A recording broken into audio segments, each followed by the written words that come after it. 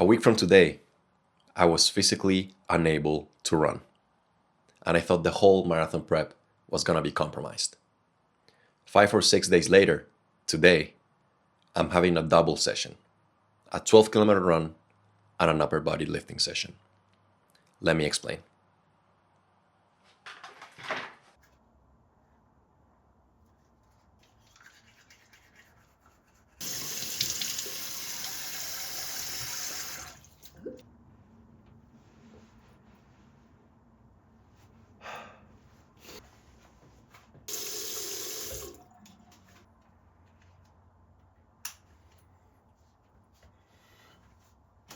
It is a very rainy day, so we gotta get ready for it.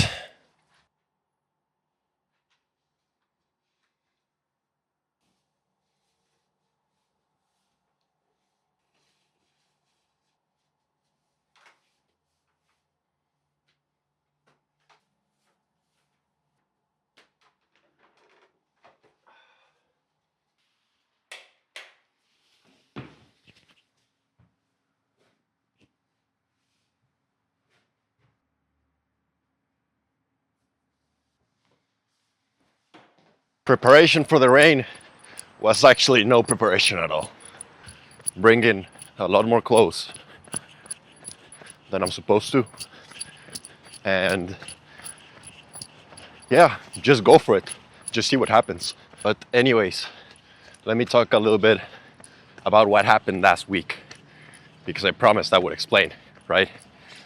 So last week on Thursday, during my interval session, my 1 kilometer repeats, I started feeling a little bit of pain on my left calf.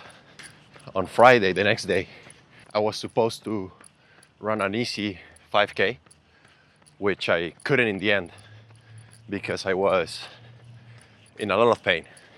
Pain went from discomfort to actual pain, from like a 3 out of 10 to maybe like a 5 or 6 out of 10. And yeah, I decided to stop midway at around 2.5 kilometers. I just decided to stop because, well, not because I wanted to, but because I just couldn't run anymore. And the next day on Saturday, I was supposed to do a long run, 17 kilometers. And for me, it was very important because I'm currently testing for my nutrition, my intra-race nutrition, testing a couple of gels and that sort of thing. And well, I just decided that it was better just to skip that run for that day.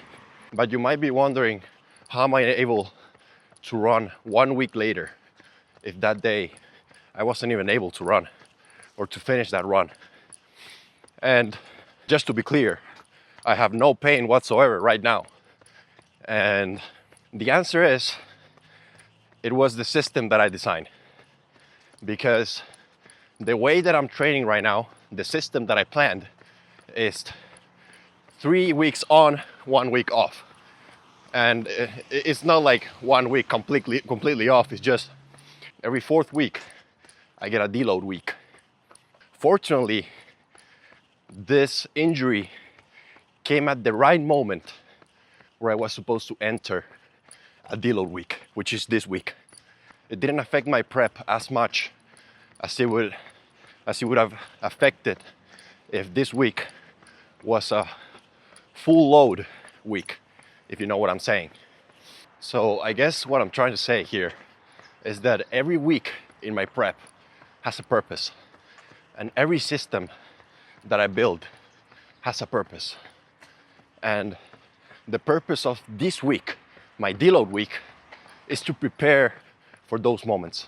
Is to prepare for things to go wrong, because things usually go wrong eventually, right?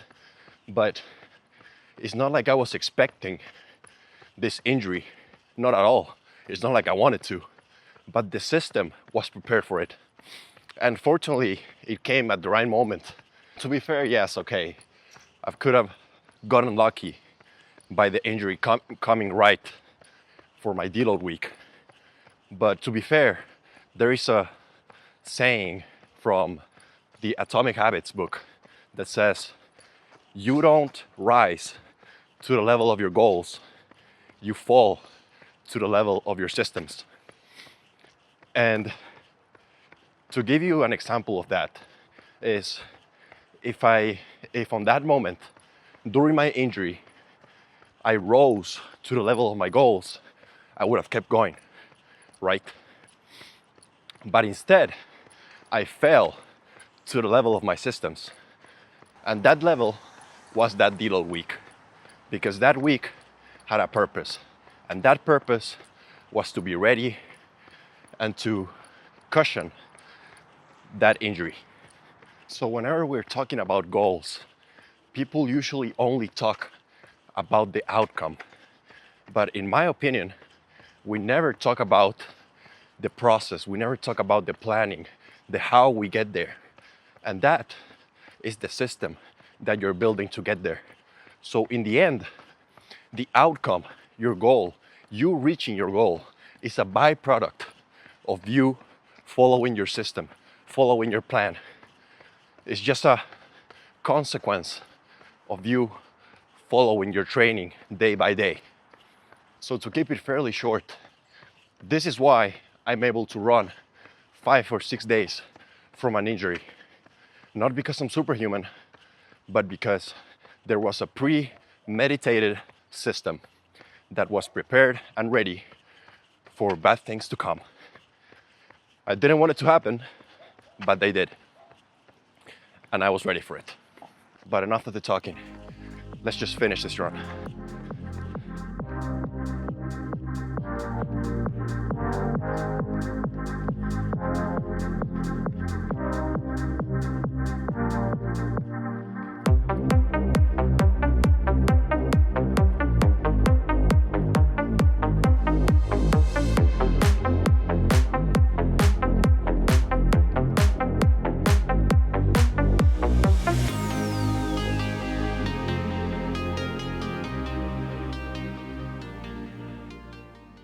"12 kilometers are complete, and to be honest, it is so good to be back. It feels so good to run 12 kilometers.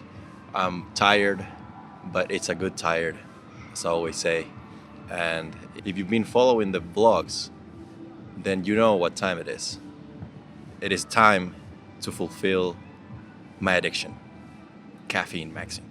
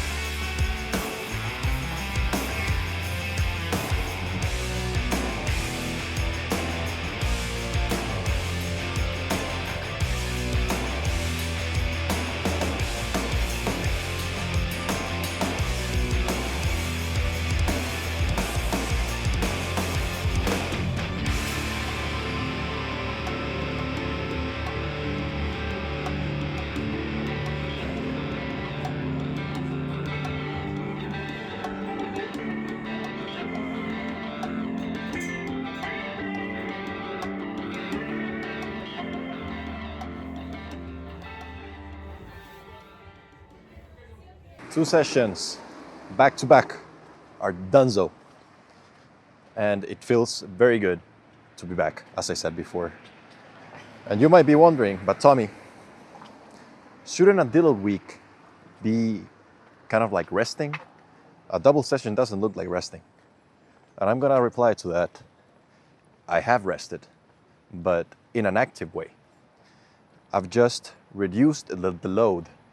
I've just reduced the total load that I'm doing this week. It's not like I'm not doing anything, but I'm reducing the total volume, the sets and the reps at the gym, and the total distance that I'm running this week. For example, on a regular week, I would be running around 40 to 45 kilometers, not considering last week that I was injured. But this week, the deload week, I'm running around 20 to 25 kilometers. So it's around 20 kilometers less than what I would usually be doing on a regular week. But, as I mentioned before, I'm not reducing intensity. At the gym, I'm keeping the weights the same level as on a regular week. I'm just reducing the sets and the reps. So the intensity is kept the same, but the volume is reduced considerably. And you also might be wondering, if I missed my Saturday 17-kilometer run, why didn't I make up for it this week that I was supposed to be running less and stuff? So supposedly there's a little bit of space to put it in somewhere during the week. And the thing is that if I did that, if I made up for that lost long run, the probabilities of the injury getting worse or getting injured again would be very, very high. What this week did is that it allowed the injury to completely rest, to completely heal, and next week I will be back to normal. So this week, apart from being a deload, it was sort of like a progression back to normal. Because if you go from nothing, from 0 to 100 in 3-4 days that you didn't do anything, then the chances of you getting injured rise a lot, exponentially, actually. And now, as you guys know, I'm doing the usual, walking back home just to kind of like cool down after all the activity that I did. And yeah, that is basically it for the video, because later in the day, I gotta edit this video and do a little bit of work. But you may think that this kind of videos are a little bit routine. And I agree, I completely agree with that. But that's the thing, in my opinion, humans naturally are creatures of habit, of routine. And that is the thing that I love the most. Just prediction, stability, and routine. Those are the things that keep me going. And the fun part is that there is a lot of things that you can learn over routine. Even though you're doing the same things over and over again, you are progressing, you are learning. Things can go wrong over routine, as we just saw last week with my injury. And that is the fun part, because routine requires adaptation, which is kind of contradicting, because routine is supposed to be stable and consistent. Yet life in general is not consistent, it's unpredictable. And that is where systems come in. Systems have to be built around life's instability. And they shouldn't be built assuming that everything is gonna go right. In fact, you should build them knowing that some things might go wrong. It is true that you gotta assume that 80% or the majority of the things are probably gonna go right. But you gotta build it to be ready for that 20% that might go wrong. And that is the beautiful thing about systems, because even though they're consistent, they're planned, they're structured, they can also be flexible to work around life. So if you have a goal in mind, don't even think about the goal. Think about what you need to do to achieve that goal. Build the system, build the structure, build the day-to-day. And your goal is going to be a byproduct of the system that you're following. And when you're building that system, don't assume that everything is going to go right. Make it so it's ready for things to go wrong. That is it for today's video. Thank you very much for watching, if you've been consistent watching the videos. And as always, I will see you next Sunday.